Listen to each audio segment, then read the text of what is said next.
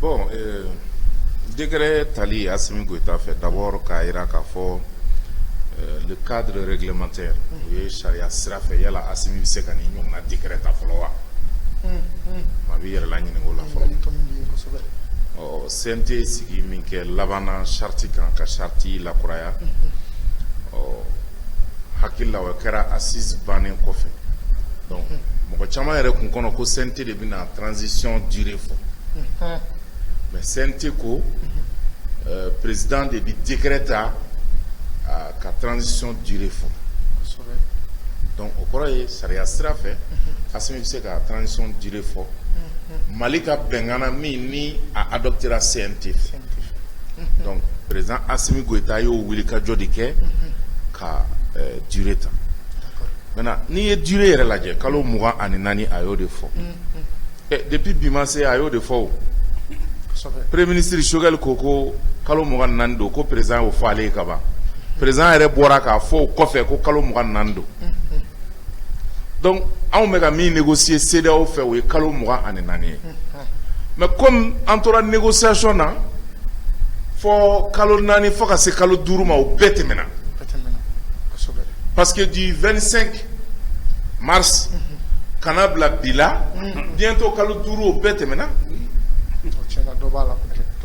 Donc, CEDEAO dunga yeta e miye CEDEAO famba o e kalo tani shekin. Mais kalo tani shekin à compter de juin. Sommet bige domi kalo tani shekin à compter de là. Ça veut dire quoi? Ni CEDEAO nana sigi tuguni le 3 juillet.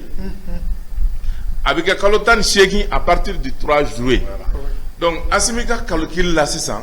Kalo tani shekin à partir du 3 juillet. Obi ben CEDEAO ka calcul ma mais ni a ta mars la transition follow bana kanabla abi ben 18 mois de mois exactement. Donc bara beni de nofe. Oh maintenant kana akunche yoro la je iba ye transition kanga ban le 25 mai 2024. Odo président Koura Kanga bara damne. Donc élection Kanga ke Capon le 25 mai 2024. Oh, au de chronogramme.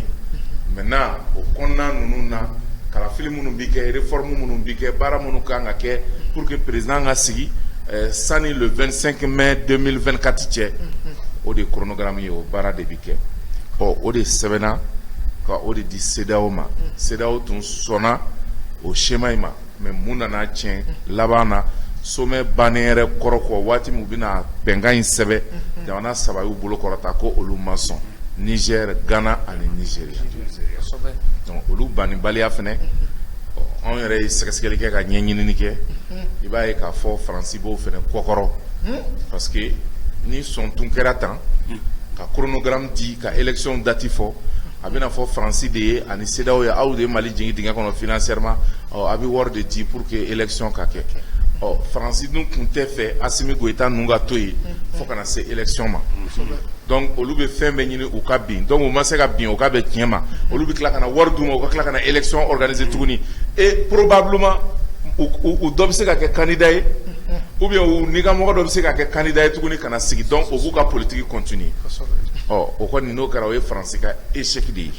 Donc comme français te fait ka échec, français be a ka pression monter chef d'état ou ka abisi mununa pour que ka au ka français ka veto ka ke ninka. Oh mais ni aye Niger sona, Ghana sona, ani Nigeria à part le Niger ni sini Mali frontière là, si tu ravitaille mal, Niger est ravitaille mal là tenga chaya. Mais Côte d'Ivoire manga mewa. Alassane minga kele kunga jugala Alassane manga make parce que Alassane bado ale magobe malla be ravitaille malla na le kuma kan mena ka frappe iton nuga munu bana peut-être apmita manga sora ka jamana ka Macky Sall bo chuga kelena ale retu interview ke ka ba bolé Russie ka fo Union africaine bina fembeke pour que benga soro entre un délai entre 18 et 20 mois. Oh donc ko ale dalema la ka fo sommet mi bina ke le 4 juin o ya soro sommet maka ayo fo ka fo ko benga mena soro. Oh maintenant ale kumba fait benga nga soro ka o ba ale fene arranger parce que mi ba ale ka jamana ka ale bo fene do ale ka jamana julaw ye sɛbɛnni kɛ ka ca ale ma k'a fɔ embargo kalo 5 a ye tɔɔrɔ min na se olu ma ka o ɲɛfɔ Donc n'alama diake moi charia soko déjà embargo et charia soso c'est illégal ko ka Mali bila ka mena kono. Donc ni jamana mi na ya adulaw jaw se ko ka jamana poursuivi ou ye mi perdu jamana bo sekuma wala fo dun olu te demi mola de ou te demi mesure là. Donc probablement ni Macky Sall ma a wilité peut-être aka adulaw bina tourner contre eux parce que on ne ka jamana be bolola on ne be ka keleke pour ka nga bo bolola mais Sénégal te bolola guerre tolu fe ko lu be ka keleke ani terrorisme pour ko ka bo bolola embargo tolu kan e ma mi ma bon ibi son iga julaya ka bi ka entreprise ka bi ko sababu ke France ka mana ko yewa. Donc o de kama ni Macky Sall ma telia ka wili peut-être aka jamana de be wila kama parce que anya ye aka jamana de do tamana ka buka jamana ka kana Assimi Goïta soutenir. Donc nalama jake nyugo bi nyanga la wili politique mangando ba le fe aka adversaire politique ni o songo e o ka tali kola députation na. Donc nous problème nana fara embargo problème ka ale rebe sran manga kana na wili aka territoire konnana. Donc o de kama kungada ale aka wili mais akse ka wili tan la fo France fene be objectif do ko fa ko ate parce que ali 3 juillet mi be fo na man kolo geleya anga diplomatie ma barake ou bien africain ma pression que France kan ate wili le 3 juillet parce que date fatidique do be banque mondiale bolo France be ka o de kono pour que Mali ka jigo dinga kono o date fatidique jumay banque mondiale ye communiqué ke ka bla ka faut que le Mali est en cessation de paiement de ses droits et de ses engagements au niveau de la banque mondiale.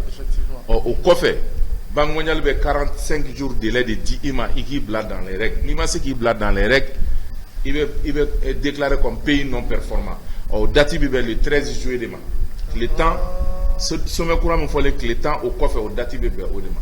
Donc ni le 13 juillet a soro sanction financière ma wuli ka bon malika anga war ma dama antiseka ani munu ni o yanga partenaire ye benga mani munu che ani engagement bani munu che Mali ye juru ta yoro munu na ani banque mondiale munu na ka économie financière depuis régime temenu régime kura ine be ko du fenestra.